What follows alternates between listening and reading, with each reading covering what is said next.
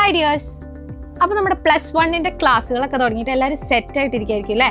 So നമ്മൾ ആദ്യം തന്നെ തുടക്കത്തിൽ തന്നെ ശ്രദ്ധിക്കേണ്ടതായിട്ടുള്ള കുറച്ച് കാര്യങ്ങളുണ്ട്. അതിപ്പോഴേ ശ്രദ്ധിച്ചു പോയി കഴിഞ്ഞാൽ ഈ 2 വർഷം നമുക്ക് വളരെ യൂസ്ഫുൾ ആയിട്ട് എന്ത് ചെയ്യാം, കംപ്ലീറ്റ് ചെയ്യാം.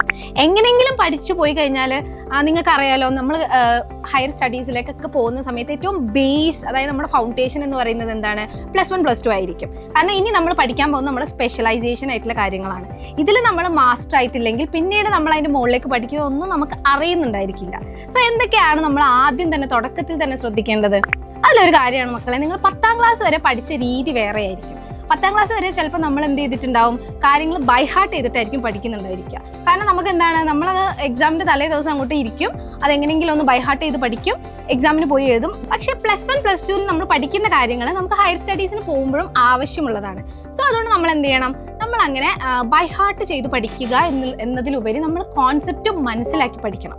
കോൺസെപ്റ്റലൈസ് ചെയ്യുക എന്നുള്ളത് ഇമ്പോർട്ടൻ്റ് ആണ്. കാരണം എന്താണ്, ഞാൻ പറഞ്ഞു അല്ലേ, നമ്മുടെ ഫൗണ്ടേഷൻ ആണിത്. ഫൗണ്ടേഷൻ ക്ലിയർ ആവാതെ നമ്മൾ അതിൻ്റെ മുകളിലേക്ക് എന്തെങ്കിലും പഠിച്ചിട്ട് കാര്യമുണ്ടോ? +1 +2 കോമേഴ്സ് എടുത്തിട്ട് നമ്മൾ അത് കഴിഞ്ഞ് ഡിഗ്രിക്ക് BCom എടുക്കാൻ പോകുന്ന ഒരു വിദ്യാർത്ഥിനി ആണെങ്കിൽ അതിൻ്റെ ഫൗണ്ടേഷൻ നമുക്കൊന്നും അറിയില്ല, കോൺസെപ്റ്റ് എന്താണ് എന്നുള്ളത് ഒന്നും അറിയില്ലെങ്കിൽ BComൽ നമ്മൾ എന്ത് ചെയ്യേണ്ടി വരും, നമ്മൾ ഒരുപാട് കഷ്ടപ്പെടേണ്ടി വരും. കാരണം എന്താണ്, ബേസ് ആയിട്ടുള്ള കാര്യങ്ങൾ പിന്നീട് ആരും പഠിപ്പിച്ചു തരില്ല. സോ നമ്മൾ +1 +2 പഠിക്കുന്ന സമയത്ത് കൊമേഴ്സ് ആണെങ്കിൽ നമുക്കറിയാം അക്കൗണ്ടൻസി ഉണ്ട്. അക്കൗണ്ടൻസിയിൽ ഏറ്റവും ബേസ് ആയിട്ടുള്ള കാര്യങ്ങളുണ്ടായിരിക്കും. ഡെബിറ്റ് എന്താണ്, ക്രെഡിറ്റ് എന്താണ്, ഇതൊക്കെ നിങ്ങൾക്ക് ജസ്റ്റ് ഇപ്പോൾ തുടങ്ങിയിട്ടേ ഉണ്ടായിരിക്കുള്ളൂ. അതൊക്കെ എന്താണ് എന്നുള്ളത് വളരെ ക്ലിയർ ആക്കിയിട്ട് ഇവിടെ നിന്ന് തന്നെ പോവാം. ഡെപ്റ്റർ എന്ന് പറയുന്ന ഒരു ടേം ഉണ്ടെങ്കിൽ അതെന്താണ്, ക്രെഡിറ്റർ എന്താണ്, അസറ്റ് എന്താണ്, ക്യാപിറ്റൽ എന്താണ്, ഇത്തരത്തിലുള്ള ടേംസ് ഒക്കെ വളരെ ഫെമിലറൈസ് ആയിട്ട് പോവുക. അല്ലാണ്ട് അത് ജസ്റ്റ് എന്താണ് ഇങ്ങനെ ബൈ ഹാർട്ട് ചെയ്ത് പഠിച്ചു പോകരുത്. അതുപോലെ ഇപ്പോൾ നമ്മൾ ബിസിനസ് സ്റ്റഡീസ് എടുക്കുകയാണെങ്കിൽ അതിൽ ഒരുപാട് തിയറി ആയിട്ടുള്ള കാര്യങ്ങൾ പഠിക്കാനുണ്ട്, ഒരുപാട് കോൺസെപ്റ്റുകൾ പഠിക്കാനുണ്ട്. ഫുൾ തിയറി ആയിട്ടുള്ളൊരു സബ്ജക്റ്റാണ് ബിസിനസ് സ്റ്റഡീസ്. അത് നമ്മൾ ബൈ ഹാർട്ട് ചെയ്യാൻ പോയി കഴിഞ്ഞാൽ നമുക്ക് ഒരിക്കലും അതെന്ത് ചെയ്യാൻ പറ്റില്ല, നമുക്ക് പഠിച്ചെടുക്കാൻ വേണ്ടിയിട്ട് സാധിക്കില്ല. സോ ആദ്യം തന്നെ എന്ത് ചെയ്യുക, എന്തുകൊണ്ടാണ് ഇത് ഇങ്ങനെ വന്നത്, സോ ഇതിൽ എന്താണ് പറയുന്നത്, ആ രീതിയിലും മനസ്സിലാക്കി പഠിക്കുക. അപ്പോൾ നമുക്ക് എക്സാമിന് എഴുതാൻ സിമ്പിളായിരിക്കും. അതുപോലെ തന്നെ എക്കണോമിക്സ് എന്ന് പറയുന്നതല്ല, എക്കണോമിക്സ് എന്ന് പറയുന്ന ആ ഒരു സബ്ജക്റ്റിലും ഫസ്റ്റ് നമ്മൾ +1 നോക്കുകയാണെങ്കിൽ നമുക്ക് കുറച്ച് പ്രോബ്ലംസ് വരുന്നുണ്ട്, കുറച്ച് തിയറീസ് വരുന്നുണ്ട്. ആ പ്രോബ്ലംസ് എന്തൊക്കെയാണ് എന്നുള്ളത് ഇക്വേഷനൊക്കെ നമുക്ക് എന്ത് ചെയ്യാം, ബൈ ഹാർട്ട് ചെയ്യാം. അതല്ലാതെ നമ്മൾ ആ തിയറി പോർഷനിലേക്കൊക്കെ വരുന്ന സമയത്ത് എന്ത് ചെയ്യുക, നമ്മൾ കാര്യങ്ങൾ മനസ്സിലാക്കി പഠിക്കുക.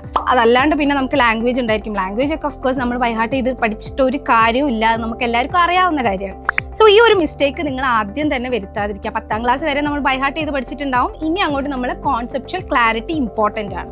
അത് കഴിഞ്ഞിട്ടാണ് നമ്മൾ ഹയർ സ്റ്റഡീസിന് പോകുന്നത്. അത് നമുക്ക് പ്രൊഫഷണൽ കോഴ്സ് ആയിട്ടുള്ള ഇപ്പോൾ CMA, ACCA, CA അങ്ങനത്തെ കോഴ്സിലേക്കൊക്കെ പോവുകയാണെങ്കിൽ അഫ്കോഴ്സ് നമുക്ക് എന്തായിരിക്കണം, +1 +2 അടിപൊളിയായിട്ട് നമുക്ക് അറിഞ്ഞിരുന്നാൽ അത് നമുക്ക് വളരെ യൂസ്ഫുൾ ആയിരിക്കും അല്ലേ? സോ ആ രീതിയിൽ വേണം പഠിച്ചു പോകാൻ. സോ തുടക്കം മുതൽ ഈ രീതിയിൽ തന്നെ പഠിച്ചു പോവുക. അങ്ങനെ ആ രീതിയിൽ തന്നെ ഈ 2 വർഷം വളരെ നല്ല രീതിക്ക് എല്ലാവർക്കും കംപ്ലീറ്റ് ചെയ്യാൻ പറ്റട്ടെ. All the best.